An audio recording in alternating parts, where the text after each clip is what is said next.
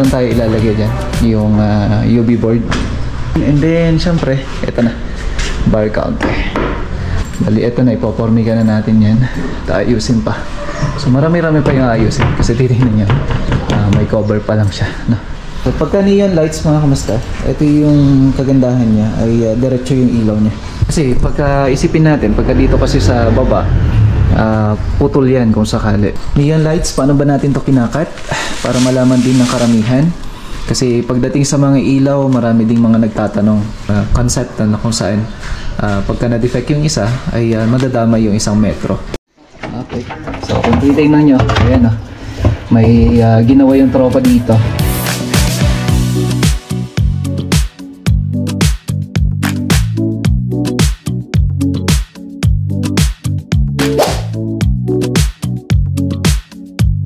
Magandang umaga. Biyahe tayo ngayon ng Benguet. La Trinidad Benguet. Medyo nagliliwanag na. So, kasama natin si Dags at si Papa. So bali, ang dala namin ito. Ayan. So may mga PVC panels, tiles na napakarami. Ayun, nandun sa unahan. Tapos PVC board. Tara, dito na kami sa Kayapa. 40 minutes na rin yung nagbibiyahe. Siyempre mas mabagal to pag ito yung dala natin. Medyo mabigat din yung karga. Although konti, pero siyempre yung bigat niya natin. Sabay na tayo mamaya sa bukod. Ayan si Father. Ayan yung biological father. Nagturit mo din matatibangan. Tara, biyahe na. Nay.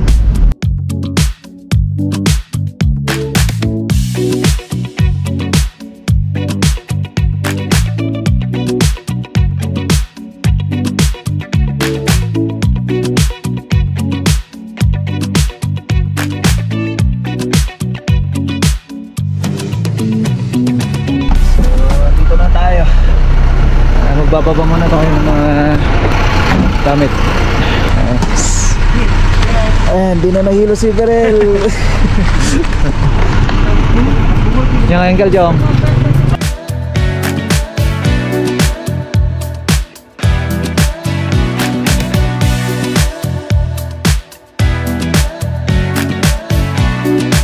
Baba muna tayo ng mga materyales. Pa-final coat na lang tayo dyan kapag katapos lang ng types natin. Kailan lang nung nagbiyahe tayo dito? Ito na, yun o. So ito na yung sa may TV console natin. So, meron tayo ilalagay dyan, yung UV board. Yun na lang naman na ilalagay dyan. Then fluted panel. Kaya yun yung mga dala kong fluted panel. Dito, ayan yung ceiling natin. And then syempre, ito na, bar counter. So using PVC board din lang, mga kamusta. Then may magkakaroon pa tayo ng mga shelves doon. Tingnan nyo naman yung kitchen natin. Ilaw natin para makita. Yan o. Bali, ito na, ipopormiga na natin yan. Ayusin pa. So marami-rami pa yung ayusin. Kasi titignan nyo, may cover pa lang siya. No? Maglalaminate na ho tayo dito. Ito may lift to. Yan, magkakaroon ng lift. So yung tiles natin, ayan o. Halos kompleto na rin. Ayan, kompleto na rin dito. Dito na lang. So yun yung dala nating tiles. Diretso na ito papunta dito sa mga rooms. So yan lang naman. Then finalization na tayo. Wardrobe, yan na yung gagawin natin. Ayan na yung ating neon lights, no? So pagka neon lights, mga kamusta, ito yung kagandahan niya, ay diretso yung ilaw niya. Actually, ito yung lagi namin ginagamit sa ating mga cabinet. Dito natin siya nilalagay. Kaya nga ito na-group. Ayan. Kasi pagka isipin natin, pagka dito kasi sa baba, putol yan kung sakali. So pwede rin naman yung ganun. Pero yun nga lang, para sa akin, dito na lang sa offset. Kasi isang bagay pa yan, mabibigyan pa niya ng liwanag to nasa drop natin. And ganun din dito. May neon lights din to. Yung kagaya nung ginawa namin dito, no? Ayan. So bali, buo po yan hanggang doon. So yan yung ilalagay natin na neon lights at saka doon sa may pantry natin.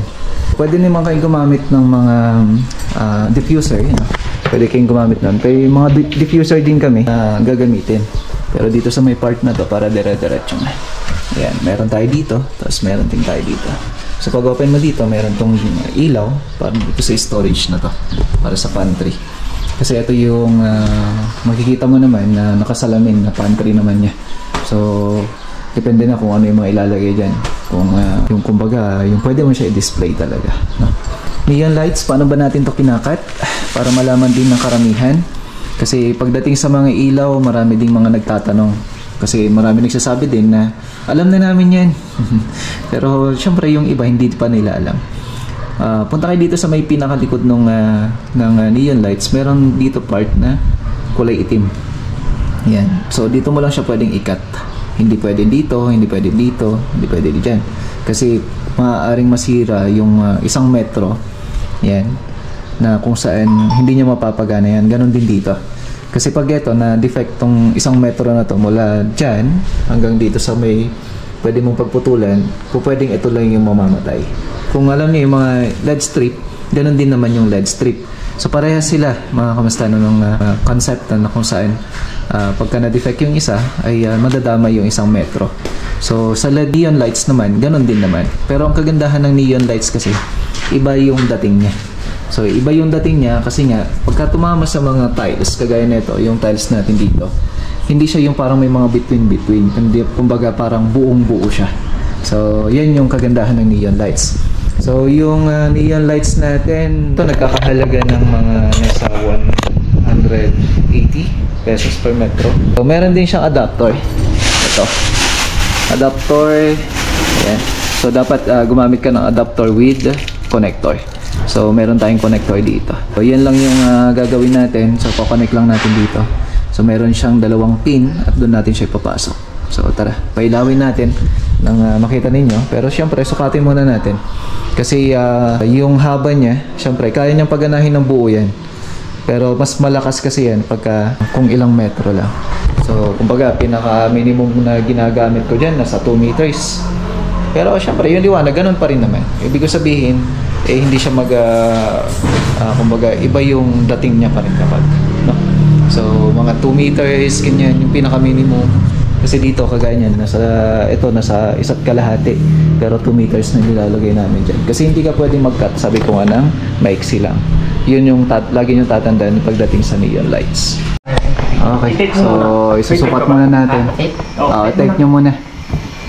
Yan, so susukat muna natin at bago natin siya isasalpak at papailawin.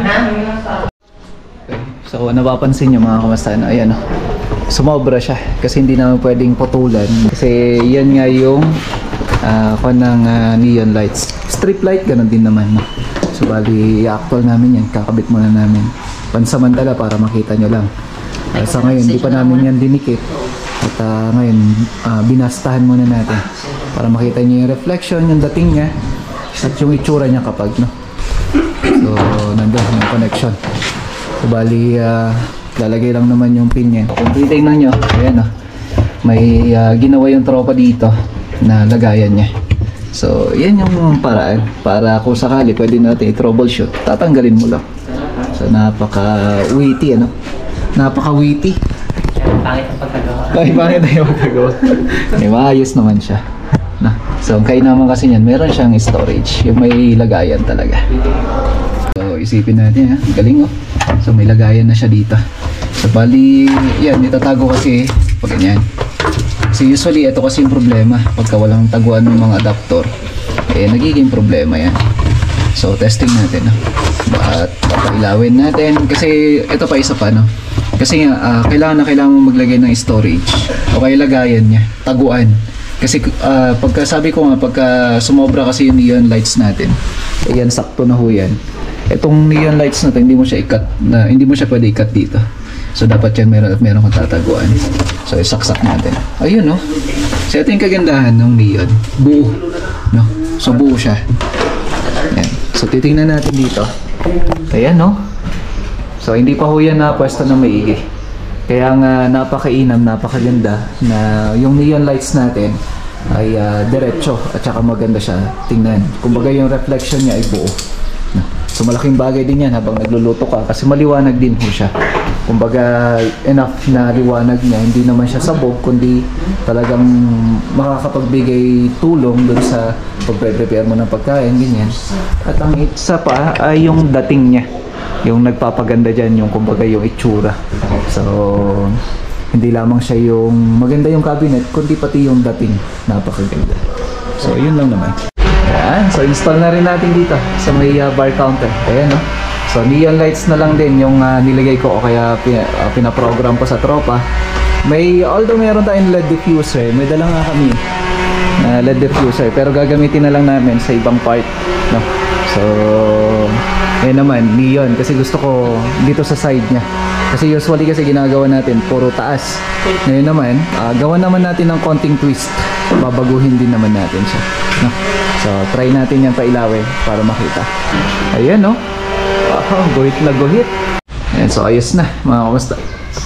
So i-fix lang naman natin yan, tapos lalagay na yung ilaw niya. Siguro, oo, ako ina-appreciate ko kasi alam niyo naman, ito yung uri ng trabaho ko, kaya masasabi ko na maganda. Kasi hindi ko naman sasabihin na hindi maganda kung hindi ko naman talaga, kumaga hindi ko nagugustuhan, no? Kasi sabi nga nung kliyente natin, ako nang bahala. So lahat ng mga design na ginagawa ko ngayon dito ay kumbaga talagang binigay na sa atin ni Sai na hindi siya nagsuggest. So ganito, ganyan, kundi ako talaga bahala. So ganun din dito. Abangan nyo to. Susunod na balik natin, makukompleto na ho yan. Tara, at tayo kakain na rin, mga kamusta. Maya-maya, bababa na rin kasi kami. At balikan lang tayo. Ayan, kain na muna tayo.